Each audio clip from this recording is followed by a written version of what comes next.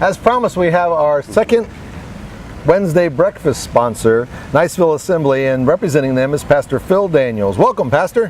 Thank you. Glad to be here. How you doing today? Doing well. You and I were chatting a little bit off camera. 27 years? 27 years this October. That is fantastic. Yep. And one of the many reasons Niceville is such a wonderful place to live, isn't it? Well, a great place. It really is.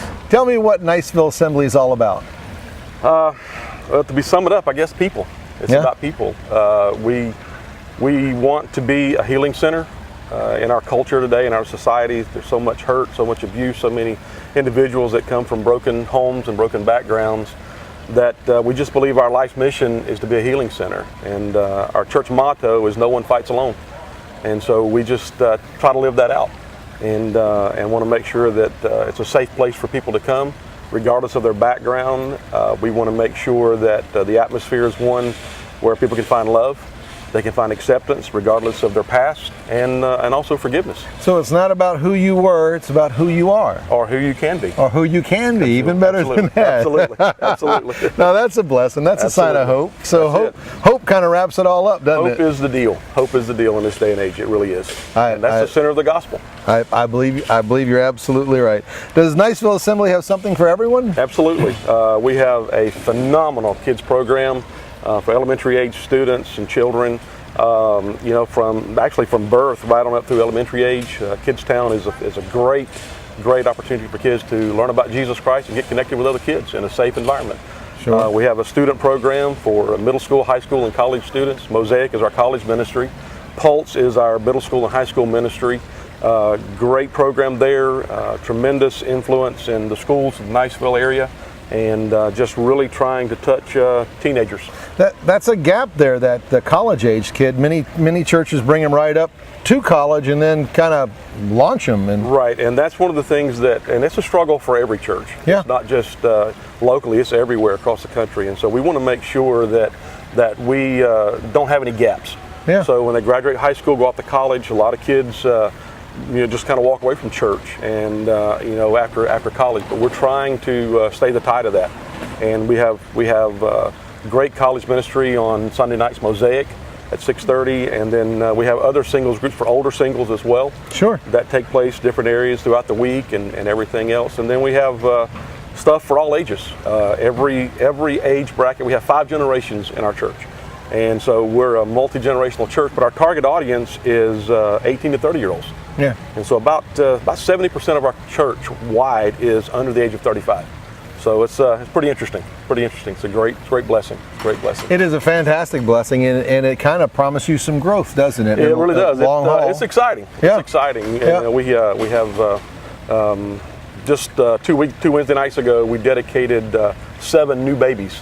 And so just a great evening when we have that kind of future ahead of us, and we got a great group of people.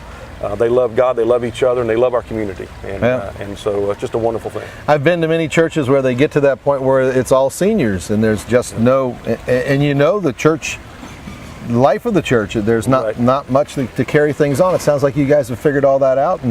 Well, I say we're trying. Yeah. I don't know that we've got a handle on the market or anything, but I think that we're trying, and I do believe that we have something for everybody. I really do.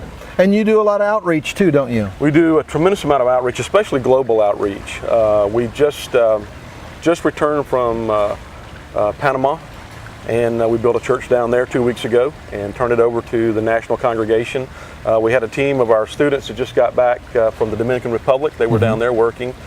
We've built, this was our 20th construction trip, and we've built churches, schools, housing, all over the world, and now over the last couple of years and into the future, we're really going to begin to expand that to more of our local area too. We do work with Sharing and Caring and Children in Crisis and other benevolence organizations around the area. We partner with First Methodist in Niceville to do supper on Saturdays and things like that. But we want to do more, and so we're going to be doing some outreach in our local communities in some areas where we find needs, and so that's the next step on the journey of Niceville Assembly. 20 construction projects? You're taking the whole team down there? Taking the whole team. They range anywhere from 12 to 30 in number, and it's just been phenomenal. It's been phenomenal over the last 15 years. We've taken 20 of those trips now. We just finished our 20th major construction trip. Yep. And in addition to that, we've had youth teams and evangelism teams and prayer teams and everything else going in. But we've been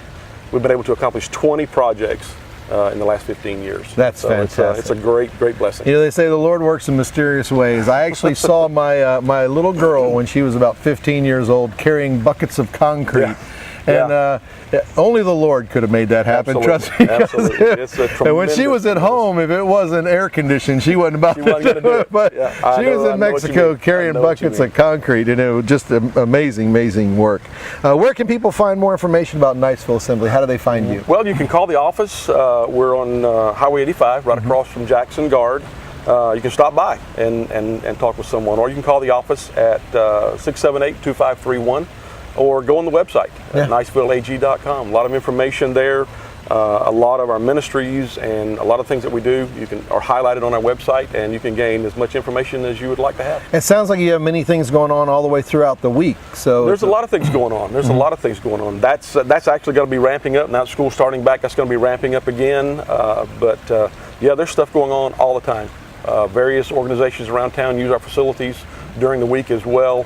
And it's just, we just feel like that our job and our role is to be a light, sure, and to bring hope, and that's what we're all about. If folks wanted to try you on Sunday morning, about what time do they need to show up? We have two services, 9 o'clock and 10:45. You can also go on YouTube, Niceville Assembly, and we have all of our services are on video there, or you can sign up through iTunes on the podcast, or through the website as well. You can actually watch it. Even if you're overseas, you're one of our you can see it. Soldiers, sailors, Marines, airmen that was overseas, you could actually watch it overseas. We get a lot of response from people is that? Overseas. We really do. That is fantastic. Well, Pastor Daniels, I sure do appreciate all that you're doing, and I know that the reason Niceville is such a wonderful place is because of a strong church community.